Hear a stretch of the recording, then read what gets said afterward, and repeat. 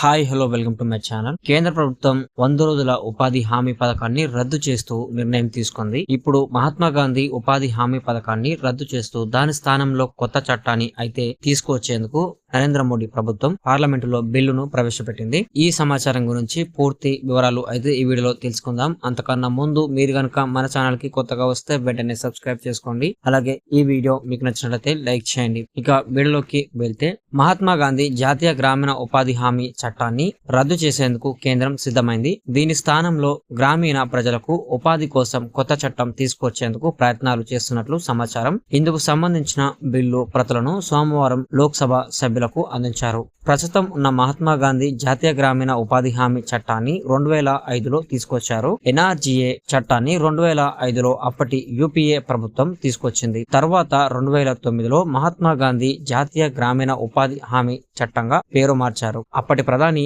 మన్మోహన్ సింగ్ ప్రతి సంవత్సరం 100 రోజుల వరకు ఒక కుటుంబం పనిచేయొచ్చు అన్నట్టుగా ఈ పథకాన్ని తీసుకురావడం జరిగింది. ఇప్పుడు దాన్ని రద్దు చేసి కొత్తగా Viksit Bharat guarantee for Rozgar and Ajeevika mission 2025 తీసుకురానున్నట్లు సమాచారం. వికసిత్ భారత్ 2047 లక్ష్యాలకు అనుగుణంగా గ్రామీణాభివృద్ధి సాధించే దిశగా ఈ కొత్త పథకాన్ని రూపొందించినట్లు బిల్లులో తెలిపారు. ఇప్పటికే ఈ పథకానికి సంబంధించి కొత్త పేరును పెట్టడానికి కేంద్ర మంత్రివర్గం ఆమోదం తెలిపింది. అంతేకాకుండా ఇప్పటి వరకు ఈ పథకంలో 100 రోజుల పని దినాలు ఉండగా వాటిని సంవత్సరానికి 125 రోజులకు పెంచుతూ నిర్ణయం తీసుకుంది. మహాత్మా గాంధీ జాతీయ గ్రామీణ ఉపాధి హామీ పథకంగా ఉన్న పేరును పూజ్య బాపు గ్రామీణ రోజ్గర్ యోజనగా మార్చుతూ నిర్ణయం తీసుకుంది. ఈ పేరు మార్పుకు కేంద్ర కేబినెట్ ఆమోద ముద్ర వేసింది. ఈ పథకాన్ని అమలు చేయడానికి గాను 1.51 లక్షల కోట్లను కేటాయిస్తూ నరేంద్ర మోదీ నేతృత్వంలో కేంద్ర మంత్రివర్గం తాజాగా గ్రీన్ సిగ్నల్ ఇచ్చింది. దీంతో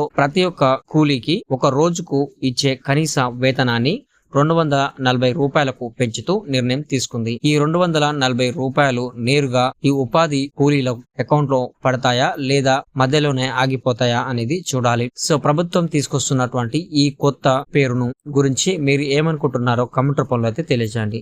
ఇది ఈ రోజు వీడియో మీకు నచ్చిందని అనుకుంటున్నాను. మీకు నచ్చితే లైక్ చేయండి. అలాగే మన ఛానల్ కి సబ్స్క్రైబ్ చేసుకోవడం మాత్రం మర్చిపోకండి. ప్రభుత్వం అందిస్తున్న పథకాలు మరియు ఉద్యోగ సమాచారం గురించి తెలుసుకోవడం కోసం ఇప్పుడే ఇక్కడ కనిపిస్తున్నటువంటి వెబ్సైట్ ని ఫాలో అవ్వండి. Thank you.